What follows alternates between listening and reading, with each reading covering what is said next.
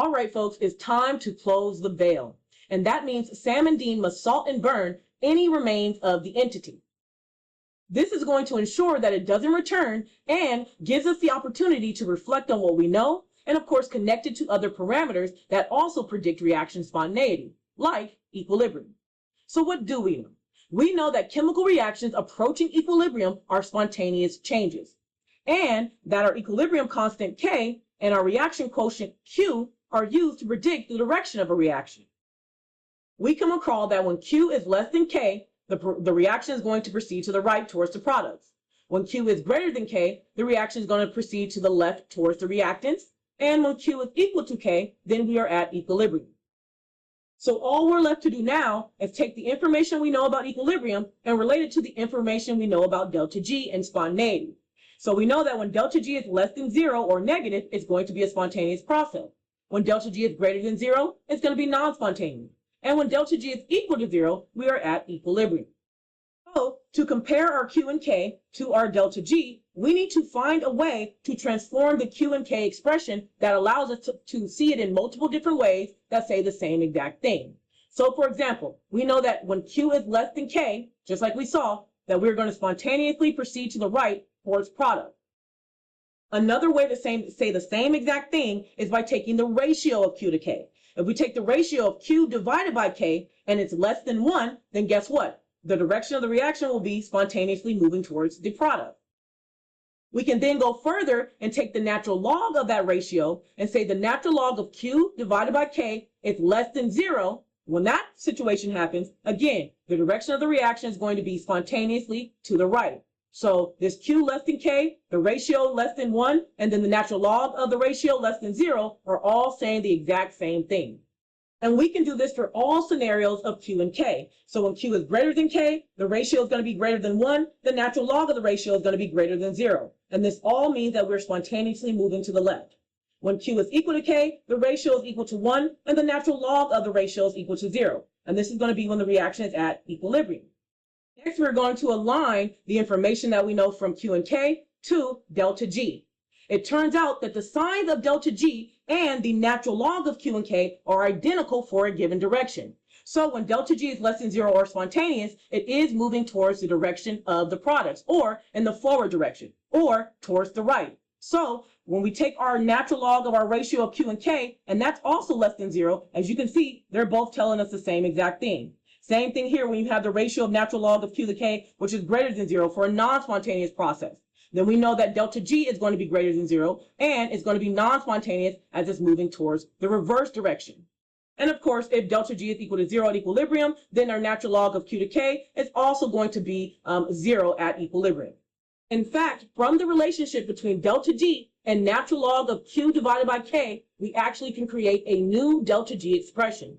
And that expression says that delta G, or the change in free energy, is equal to RT multiplied by the natural log of Q divided by K. Now, R is going to be our universal gas constant, 8.314 joules per mole Kelvin. Temperature is going to be in Kelvin. And then, of course, our Q is going to be our reaction concentrations, and K is going to be the equilibrium concentration. And because we're taking the natural log of Q divided by K, we also can rewrite this expression as delta G is equal to RT natural log of Q minus RT natural log of K, just by using properties of logs, for example. Therefore, this expression is telling us that delta G is a measure of how different the concentrations at any time Q are from the concentrations at equilibrium K. If the Q and K values are very different, then delta G is going to be large, or a large amount of free energy is either going to be released or absorbed from the system. If Q and K are nearly the same, then delta G has a very small value. Of course, it can be positive or negative, and that just means that the reaction is going to release or absorb very little free energy. We can then go further and take our expression in its standard state form. If we take the standard state, then guess what? Our Q value is automatically going to equal 1, because we are at 1 atmosphere in 1 molar of solution. If Q is going to equal 1, then natural log of Q is going to be 0. So we automatically get rid of this portion of the expression. If we get rid of this portion of the expression, then we're only going to be left with negative RT natural log of K. Now, of course, because we're at the standard state, that means that delta G is also going to be at the standard state. So now we have delta G naught is equal to negative RT natural log of K at the standard state. This is going to allow us to directly relate natural log of K to delta G naught. When we increase delta G naught, that means we're going to decrease K. When we decrease delta G, that means we're going to increase K. And so they do have that vice versa relationship. Let's use a table to visualize this pattern. So as you can see, I'm going from negative 200 and I'm going to increase my delta G all the way to 200. So if I have a very large delta G value, I'm expecting I'm going to have a lower K value. And as you can see, that is true. At my highest delta G, I have my smallest K value. What does this mean? Well, if I have a large delta G, yes, I'm dealing with a non-spontaneous process. But if I have a small K, then I know I am going to be going towards the reactant or towards the reverse. So large delta G, small K, I'm going to be going towards the reverse reaction. And the opposite, if I have the smallest delta G here, negative 200, I'm going to have the largest K value. If I have the largest K value and a negative delta G, that means I'm going to have a spontaneous process that's going to be moving towards the direction of the products or in the forward direction. And so, as you can see, we can have an arrow that goes straight down to the forward direction as our K value gets larger. All right, let's go ahead and see some of these expressions in action by getting back to Dad's car for an example. All right, folks, we are back. And this question says that we're going to be exploring the relationship between delta G naught and K. So if we're exploring that relationship, we know that we're going to be using delta G naught is equal to minus RT natural log of K.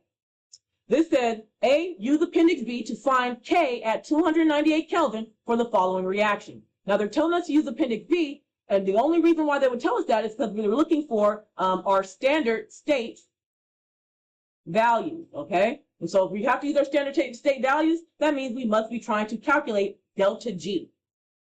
And delta G what? Delta G naught. All right, so our reaction is NO gas plus 1/2 O2 gas is in equilibrium to form NO2 gas. So that's what they want us to do for letter A. For letter B, it says use the equilibrium constant to calculate delta G naught at 298 Kelvin. So this time, they're giving us K, we can figure out our RT, and then they want us to basically plug it into this expression here. So they have 2HCl gas is in equilibrium to form H2 gas plus Cl2 gas. They give us our K value is equal to 3.89 times 10 to the negative 34 at 298 Kelvin. So let's go ahead and start with letter A. Okay, so for letter A, they want us to find K. And we know we're going to be using the standard state of delta G, which is equal to negative RT natural log of K. So we have to use our delta G naught of formation values in order to find delta G naught of the overall reaction. We already know our temperature is equal to 298 Kelvin. We already know the universal gas constant is 8.314 joules per mole Kelvin. So delta G naught is going to equal to the sum of the moles of the products multiplied by their delta G naught of formation values, minus the sum of the moles of the reactants multiplied by their delta G naught of formation values. And these values, again, will be given to you in your calculation. So we're going to take 1, which is, again, we're using our letter A reaction here. So we're talking about our products. There's only one product. There's only 1 mole of it. So that's 1 times 51 minus 1 mole of NO, which is going to be 1 times 86.60 plus 1/2 moles of O2, which is simply going to be 0. So here I have 51 kilojoules minus 86.60, and I get negative 36 kilojoules. So this is a value for my delta G naught. Now that I have my value of delta G naught, I want to solve for a natural log of K. So I'm going to take my expression, and I'm going to divide by negative RT on both sides. That way I can get rid of negative RT on this side, and I'm just left simply with natural log of K. So now I can say natural log of K is equal to delta G naught divided by negative RT. I'm going to go ahead and plug in my values to get my expression ratio here, or basically to get the answer for this ratio here, and then I'll isolate K on its own. Remember, we do have a natural log here, so we have to make sure that we deal with this. Let's get to it. All right, so our natural log of K is going to equal to negative 36 kilojoules per mole divided by negative RT, which is going to be 298 Kelvin multiplied by 8.314 joules per mole Kelvin. Now, when you go ahead and write this expression down, you're going to notice one thing. The units are not the same here, so we cannot divide these numbers if the units are not the same. Since this is the universal gas constant, I tend to leave it alone. So I'm going to go ahead and convert my negative 36 kilojoules per mole to joules per mole, so I can go ahead and divide these two numbers. So I'm going to take negative 36, multiply by 1,000, and I get 3.6 times 10 to the 4th joules per mole. Now I can go ahead and divide those two numbers. Of course, when I went ahead and multiplied my 36 times 1,000, I needed to make sure I put my negative sign in front of it. So this is actually negative 3.6 times 10 to the fourth joules per mole. Now let's go ahead and plug our numbers in. We have negative 3.6 times 10 to the 4 divided by negative 298 times 8.314. So when I multiply 298 times 8.314, I get 2477.572. So I'm going to divide these two numbers here, and I get 14.53. Now this is going to tell me that natural log of k is equal to 14.53. I don't want natural log of k. I want k by itself. So I need to isolate and find k by, of course, taking the natural log of both sides. All right, I took my natural log of k is equal to 14.53. I took the natural log of both sides. That's going to allow me to isolate k, which is going to equal to e raised to a power of 14.53. I go ahead and type that into my calculator, and I get the k value is equal to 2.0 times 10 to the 6. So that's going to be how I got my k value for letter A. Let's move on to letter B. So for letter B, it's pretty cool because they just directly want us to plug in values to get delta G naught. They already gave us K, we already have temperature, and the universal gas constant is simply 8.314. So I go ahead and plug in all the values I have into my expression. So it's going to be minus our universal gas constant, which is 8.314, multiplied by the temperature, which is 298. This value is then going to be multiplied by natural log of the K value, which is 3.89 times 10 to the negative 34. So when I multiply these two numbers together, I get 2477.572. Of course, that's going to be a negative value. I'm then going to multiply that by the natural log of 3.89 times 10 to the negative 34. And when I put this in my calculator, I get negative 76.929484. When I multiply these two numbers together, I get 1.91 times 10 to the 5th kilojoules. And that's going to be my value for delta G. All right, folks, so the burning of the remains continues. Let's see what's next.